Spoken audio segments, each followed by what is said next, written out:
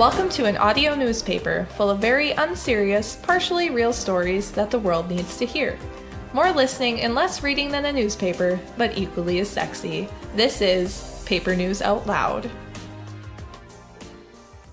Hello and good evening. I'm your host, Diane Weathersby. Hello and good morning. I'm your co-host, Florence Strumsby. Thank you for listening to Paper News Out Loud. As many of you probably don't know, I work in an office. As none of you wanted to know, a customer called me today while she was going to the bathroom and proudly told me that she was in fact urinating while she talked to me on the phone. This isn't related to the episode. It's just literally haunting me as the worst phone conversation I've ever had. That is the most buck wild customer interaction I have ever heard of. Like, just imagine if customers at the restaurant started peeing and then they looked dead in your eyes and told you that they were peeing while you talked to them. It wasn't that bad, but it was still kind of bad. That would be so much worse on a lot of different levels. But someone did poo in a booth once, but I think they were going through some medical stuff. I'm just glad that I wasn't the one responsible for cleaning that up.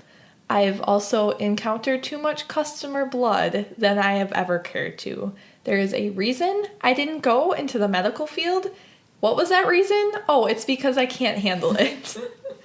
Humans are just kind of disgusting. Like, we're full of so many, fluids. Stop.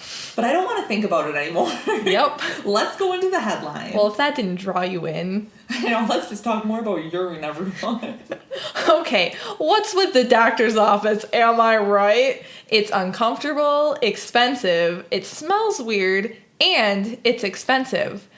Basically, I can't afford to go to the doctor. I've decided to research tried and true ways to stay healthy and avoid going to the doctor's office and or hospital at all costs. Do you know what bums me out about the doctor, Diane? Is it that they're expensive? Because I think I covered that. That is a part of it, but also, as soon as you leave pediatrics, they feel the need to not include fish tanks in your waiting room anymore. Adults need to calm down before they go to the doctor, too. Maybe even more so, because they know what's going on. Exactly. Like, you know what to expect at that point, and you know it's just going to be awful. You're like, oh shit, I need my tetanus booster. Wish I had some fish to look at. You could bring your own fish and start setting them up at the doctor's office. Just, slap a raw bass down on the counter while I'm checking. I need to look at this to calm down. Does watching dead fish calm you? But anyway. Okay, so to avoid literally all of that, the first daily habit that you're going to want to pick up is eating more apples. The old saying goes, an apple a day keeps the doctor away. Well, as it turns out, there's actually some truth to that old wives' tale. Now, it's important to note that you should not attempt to eat the apple whole. One reason is that you will almost definitely choke on it. Another reason is that apple seeds contain a mild poison commonly known as cyanide. Like I said, mild. You would have to consume about 20 apple cores or 200 apple seeds to experience death, but just to be safe, maybe cut up or bite your apples to consume them instead of trying to shove the entirety of an apple down your throat. You don't need to unhinge like a boa constrictor. Yeah, you could break your jaw. Mm-hmm. Humans aren't designed that way. Or die. Or die. Okay, so what's so great about apples that they can replace humans who have spent years studying the human body? Well, I'm glad you asked. For starters, I can get a pound for $1. It's pretty easy to work that into the budget. Apples are a streamlined kind of fruit in that they contain a lot of nutrients in one easy-to-manage orb. These fruits contain some very important antioxidants that help boost your neurological health. This means that apples might help prevent dementia and Alzheimer's. Apples also help lower your risk for stroke, type 2 diabetes, and they also lower bad cholesterol. They're jam-packed with vitamin C, B vitamins, fiber, and minerals. I was happy to see in the article that I read that there were not any serious side effects linked to eating apples. Also, I do want to note that you have to eat the apple peel. Throw out your apple peelers, they're just going to make you sick. You need the peel because that's where the fiber and a lot of the vitamins are. So eat the peel, don't eat the seeds. Don't get those confused. Apples are also powerful projectiles. You can use them to defend yourself in battle if you have an apple-sized slingshot or if you are an all-star pitcher. Always keep apples tethered when traveling with them in case of a car accident for this reason. If the health benefits don't convince you to consume more of these juicy fruits, just remember that you will look really sexy leaning on a doorway with your arms crossed, chomping on one of these things. Like Huckleberry Finn style, my first crush. Not the Huckleberry Finn from like the live action Disney movie. It was like a cat rendition of Huckleberry Finn. That makes a lot of sense. Yeah. But I think Huckleberry Finn was a fox and Tom Sawyer was a cat. I don't think I've ever seen those. It was pretty great. I feel like it'd be the equivalent of a movie that you could buy in the $5 bin at Walmart nowadays. Mm-hmm. I'm not sure where we got it back then. Are you on the fence about getting the flu shot every year? Maybe you hate needles or the government. Try hugging it out instead. Unless you or the huggy are already infected, do not hug the infected. That's how you become patient zero. Good news! Hugging has been linked to preventing colds. When you receive a hug, you feel like you have stronger social support, and apparently that means your white blood cells feel more supported too, so they are better at fighting off sickness. That was my understanding of the science anyway. Hugging can also lower blood pressure because it helps reduce stress. Apparently, hugging or even holding hands, Florence, releases oxytocin in the brain, which is a cool chemical. Florence was holding my hand too hard. Why is it so cold? Your hand. Because my heart is ice. Okay, anyway, oxytocin is this chemical that does a lot of good things. It increases the levels of serotonin and dopamine, which are other brain chemicals that help fight depression and anxiety. Oxytocin is one hell of a drug, and by drug, I mean naturally produced brain chemical. Try getting hugs or physical contact before stressful situations to help lower your stress levels and keep you calm. This next benefit is my favorite one. Apparently, hugging can alleviate your biggest fears. Spiders are afraid of human hugs. So, according to the website brainfodder.com, they said this is a quote: "The fear of dying is common to nearly everyone on the planet." Well said, brainfodder.com. So the next time you are fearing death, give someone a hug. Odds are they were probably fearing death too. And then if you both simultaneously get hit by a semi-truck while you're hugging, you'll have someone to go with you into the afterlife. You won't be going alone. True. Pro tip, don't hug on an interstate or a highway or a road. Any place where semi-trucks are present, it's really kind of dangerous. Unless that's where your dramatic reunion just happened to be happening. Like you were running to each other from opposite sides of the road and you met in the middle. It's totally okay to hug there. Opposite sides of the interstate. Right, all the way on the other side of I-94. Just look both ways. So, one caveat to getting benefits from hugging is that it needs to be a good hug. None of this flimsy one-arm awkward bullshit that some people like to put out there. If you aren't committed to the hug, it's best just not to do it at all. And if someone doesn't want to hug you, that's fine. Just respect their space. Their oxytocin might be released in the absence of hugs. You never know what another person is going through. Don't forget that you can practice giving good hugs on your pillow at home. You don't want to be known as a person that gives bad hugs. Note: hugging pets is 1,000 times better than hugging humans, so find a good friend you can snuggle up to. Literally, even Maggie, my overlord and savior, while he hates my hugs and any human touch, I feel great amounts of relief when I hug him. Or release from the daily stressors in your life. And also he releases a natural chemical that causes humans to hallucinate. That's fun. At parties. Better than mushrooms, Maggie the overlord. Shroom. Sorry, the kids call it shrooms. Hey, did we get some new classifieds through the void today? The dirty alleyway appeared in her closet again, but this time there's a little halfling bard playing the flute to attract me to the postings and let me know that there were new ones. The first one said, looking for work. 42 Canadian geese starting a skywriting business. Every message purchased gets you a free t-shirt. We perform for birthdays, holidays, end-of-life events, promotions, and even contract signings. 7 of our flock are notary publics, and any contract written through us will be considered legally binding. Contact us through an elaborate mating display. We'll reach out shortly. For sale, 1 blood curse. I received the blood curse as a gift around 5 years ago, and man, did it change my life. Looking for someone to take this off of my hands and soul and experience the same life-altering events like I have. Though I have experienced visions of demons, angels, and the end of time, I do not think that they are related to the blood curse. Going for $100 or best offer. The next one was a personal ad. Looking for somebody to love. Can anybody find me somebody to love? Each morning I get up, I die a little. I can barely stand on my feet. I work hard every day. Sometimes I look in the mirror and cry. If you are, or you think you can find me somebody to love, contact your fairy godmother and let her know. She'll find me. Please, I just can't get no relief. Free event for all. Come on down to Eugene's used car lot for the family event of the spring. Oh. You, your family, and your friends will work together, tearing every car on the lot apart one piece at a time.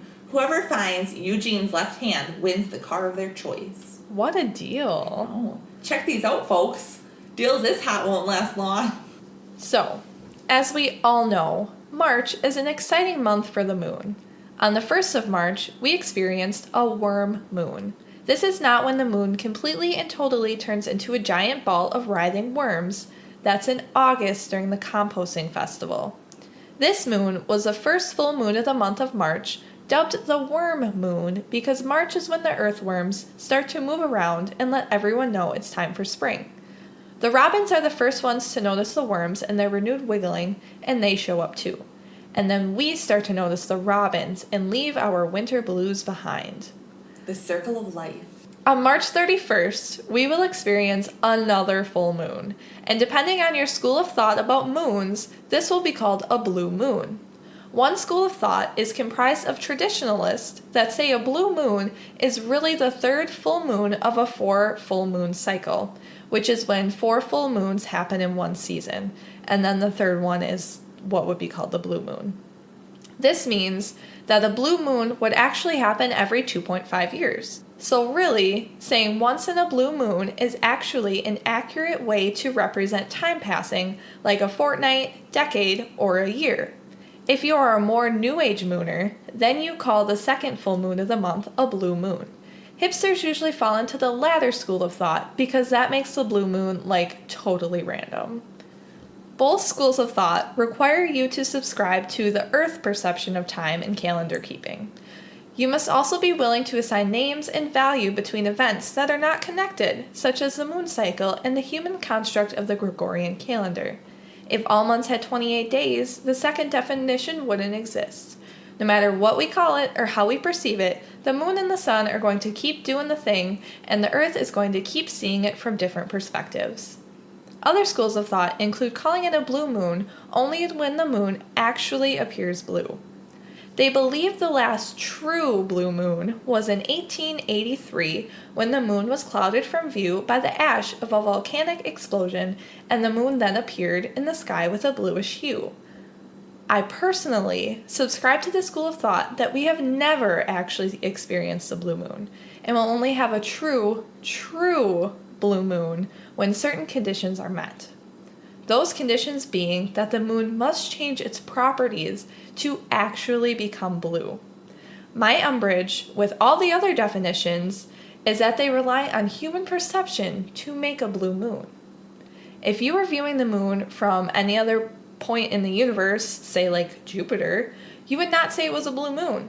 Therefore, only when the moon's properties actually change and make it blue, will I call it a blue moon. So as a devoted astronomer myself, I believe that this is achievable within our lifetimes. So let's brainstorm. What else is blue? So just for starters, the ocean, my cardigan, blue paint, Food coloring. My feelings most of the time. Feelings. That's good. My eyes. Eyeballs. Even better. Blue raspberry wine. Blue. I think it's Boone's Farm. Blue raspberry flavored anything. Mm-hmm.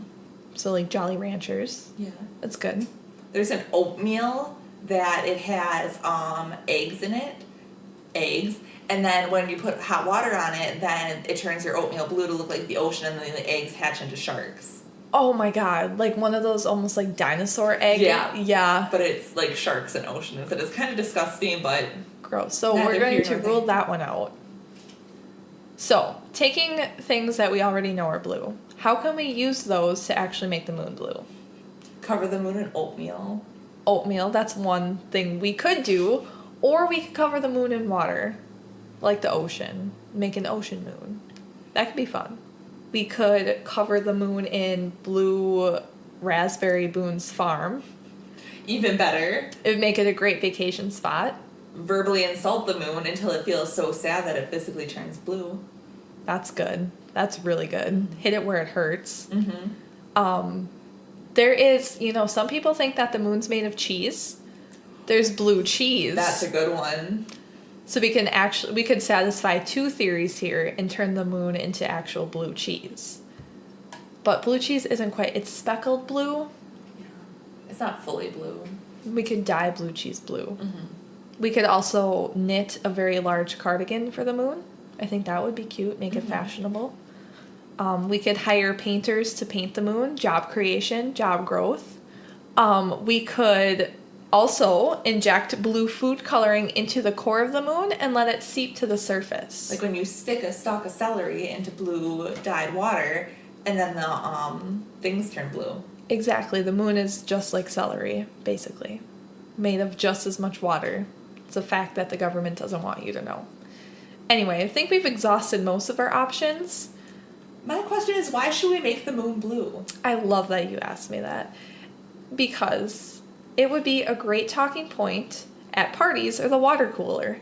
Like, are you ever just sitting there and you don't know what to say? Mm-hmm. Or, when you're on the subway, which I've never been, but I imagine you sit next to people and you want to strike up a conversation with them. And you're like, I wonder what I should talk about. And then you can talk about, hey, have you seen the moon? It's actually blue. Mm-hmm. And then it's good camouflage for the moon during the day, so we no longer have the confusion of when the moon's out during the day, because then it just blends in with the sky. Those are all very good points. Thank you. Oh, and also, right now we're living a lie when we call it a blue moon, and it's not a blue moon. It's a very human-centric view, and I'm kind of sick of humans' egos. And to change things up, I think it'd be a cool little shake-up, something fun, maybe something to, unite the country over. I think this is an idea everyone can get behind, and something that I think would be a really good use of government resources. I agree. Like all the world's government would be behind this. The world government. Panem. That's a Hunger Games reference. So I think we've come up with some really good ideas here and had a really good brainstorming sesh, but I would like to hear from you, the listener, about what your ideas would be to turn the moon blue, because I'm sure we might have missed one thing or whatever, maybe one thing. I did reach out to NASA and I submitted an information request to see if they would comment on the logistics and or benefits of turning the moon blue. I'm sure they've looked into it already and they probably have the blueprints, but just haven't really received the public demand for it yet. So if you could all tweet at NASA. We have 4 followers on Twitter. I don't think it's going to be an issue. So just tweet at NASA and just be like, hey, I'm really looking forward to that new blue moon project that y'all are getting behind. Secretly working on. And I don't know the name of any other space organizations in other countries, which I know sounds very American-centric. So I'm sorry, but all I know is NASA. They have not gotten around to replying because they probably realized what a brilliant idea that is, if they're not already working on it, and are implementing a new space program right away. Mm-hmm. I'm sure when they do get back to us with a comment, the comment will also include a request for employment. Yeah. From me, and an idea generator. A picture of an already blue moon. But in any case, listener, Keep your eye on the sky to watch for new and exciting things coming in the future, and also to appreciate the beauty of the universe and marvel that you get to be a part of it. Remember, only you can enact galactic change. All right, folks, Diane here again. We are thrilled to announce a new sponsorship this week. Hunger! That was weird. Hunger! The hunger! I ate my left hand. Gross. Okay. Hunger decided that we needed to talk about food more somehow. I don't know. I feel like we talk about food constantly. And said we should do a segment called Cooking with Friends. It just so happens that we received this recipe from a mysterious drifter with an Australian accent who just so happens to be Australian, who goes by the name of Eamon, who just so happens to do a podcast called But Yeah, which just so happens to also be very good.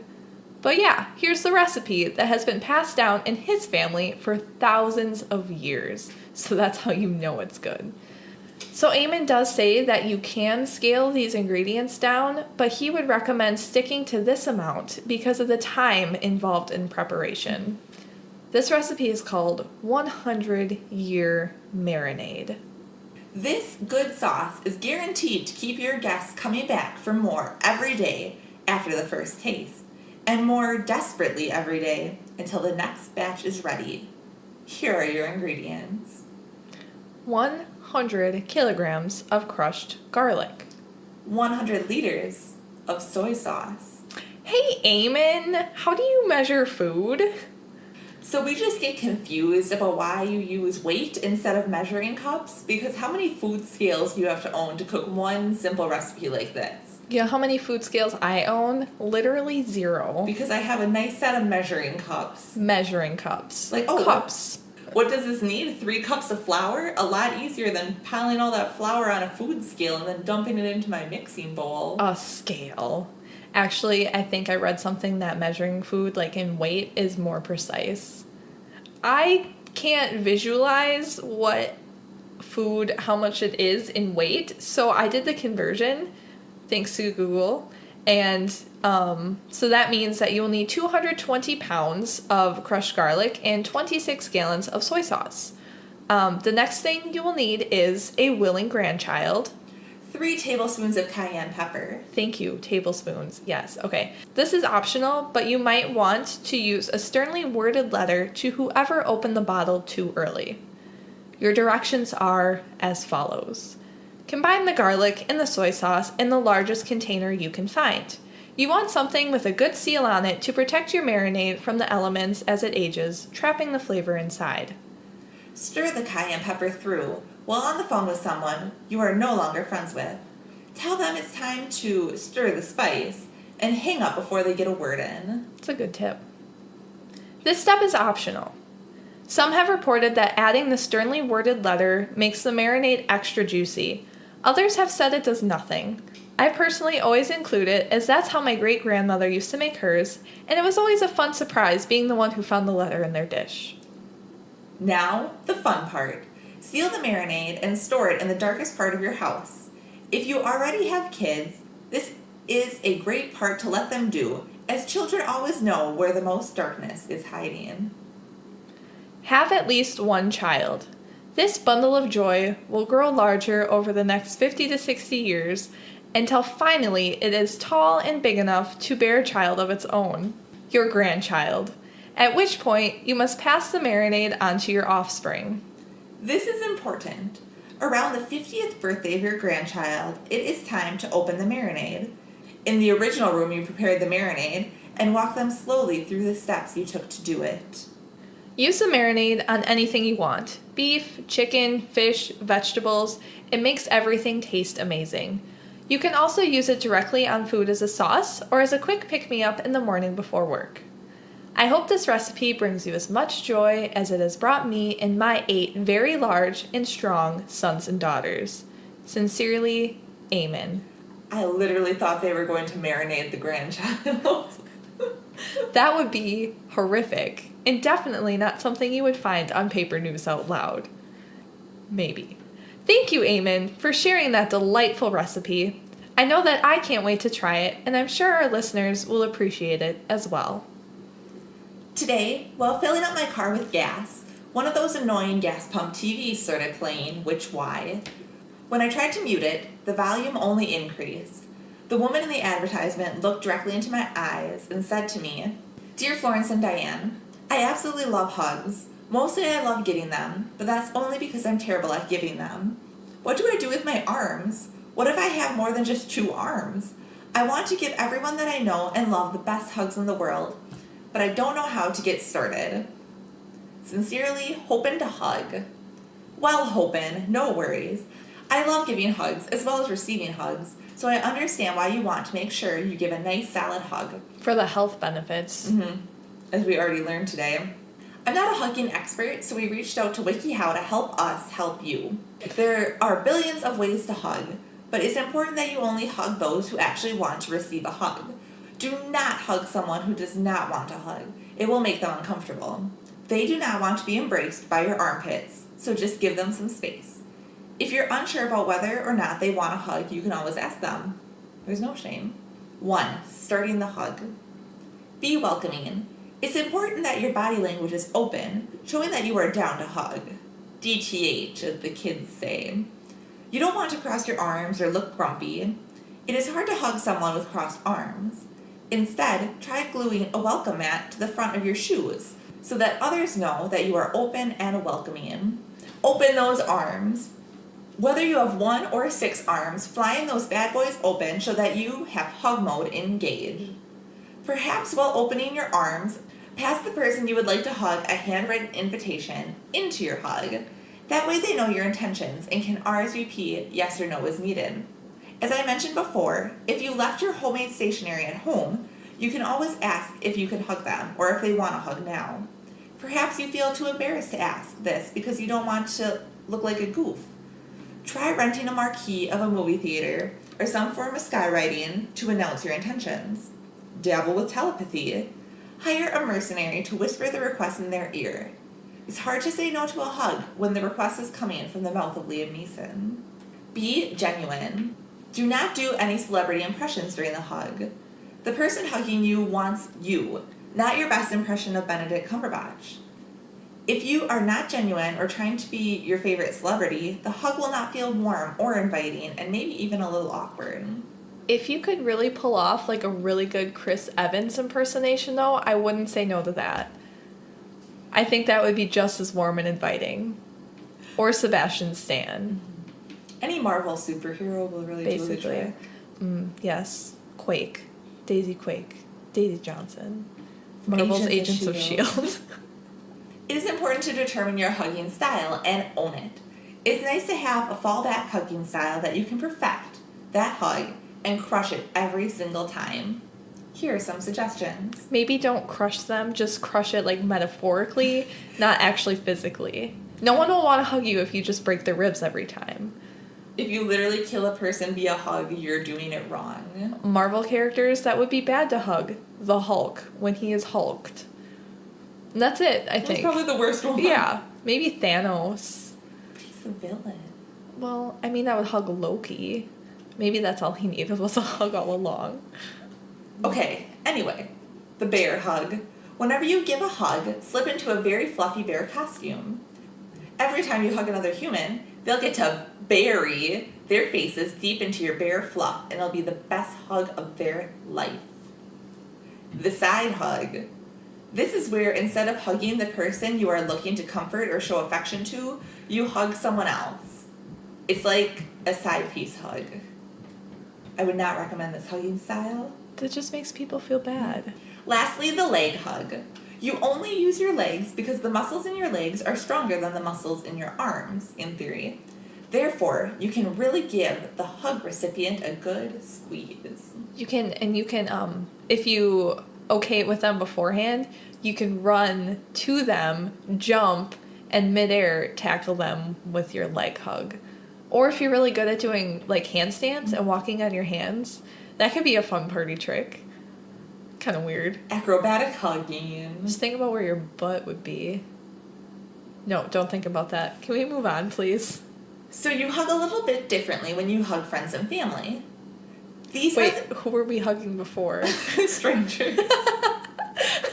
That's just basic hugging knowledge. Now we're talking about specifically hugging your friends and family. Okay, gotcha.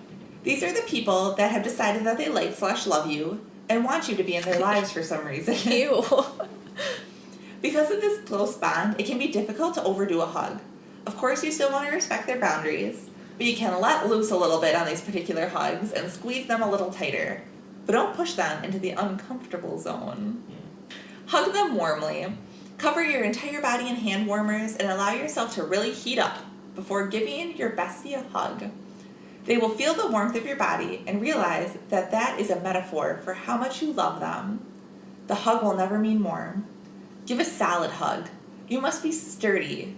You must be a sturdy hugger, like a tree. You must be grounded. You must show them that this hug is not a sign of weakness. Nay, it is a sign of strength. Quietly whisper in their ear mid-hug that they will never usurp you. Remind them that you are strong. My favorite part of any hug is when someone whispers something in my ear. Regardless of content. Yes. Like, I'm so proud of you. Or I'm going to miss you. Or the treasure is buried under the oak tree in the old wizard's woods. I'm going to stab you in the back now. Hugging friends and family members can also be beneficial if you need to sneak a secret message into their pocket. Use the hug to sneak the message into one of their pockets unnoticed. Some examples of messages could include the combination to a safe, a treasure map, a cryptic picture of a chicken, or a word jumble containing the address of a drop location. Or a paint by number of a chicken. Just try to make it chicken related. One of those dot to dot that you have to follow, but with a chicken. Maybe the location of your closest Kentucky Fried Chicken. A crossword puzzle where the only answer is chicken. I'd mess with that kind of puzzle. I'm very bad at crossword puzzles. Okay, so hugging crushes and romantic partners is a little juicy. These hugs tend to be more spicy, but only because you should always douse yourself in hot sauce before hugging someone you're romantically interested in. As usual, don't assume that the huggee actually wants a hug or to be touched by your hot sauce-covered body. Always make sure they're comfortable. That's a really good mating ritual, especially if you're at the Kentucky Fried Chicken. That could be one way to take it from friendship hugs to romantic hugs. So you give them the friendship hug where you slip the map to the local KFC into their pocket. And then once you get to the KFC, you ask for just a ton of hot sauce, cover your body in the hot sauce, and then present yourself to them with a bucket of Colonel Sanders' original chicken. Ass naked. Completely in the nude. You're going to get some blisters. And then if they're like... Well, maybe not completely nude, because that could be... That's harassment. They might not allow you in the KFC. Yeah. So just mostly nude. If you're wearing, like, nude underpants, that would be best. Anyway, get the timing right. This is an example of when the timing would be wrong. It's important to time the hug you give your love interest perfectly. Intricately map out how you will give the hug. With matters of the heart, nothing can be left up to chance. Tape a clock to your partner's back and front so you can always keep track of the time. Set up timers on your phone. You don't want to hug your partner too much or too little, so this particular step requires a lot of planning and coordinating. Think about what you'll whisper in your partner's ear when you hug them. Like I said, literally the best part. This is almost as important as the strength and warmth of the hug. The verbal phrases whispered in hugs are actually just the icing on top of the physical contact. Here are some examples. You remind me of a cupcake, except I can't eat you. Since when did you get so cozy and stop wearing deodorant? If my arms were pythons, they'd eat you, so we never have to end this hug and so that my body can gain nutrients. I wonder what it would feel like if you didn't have bones. And so on and so forth.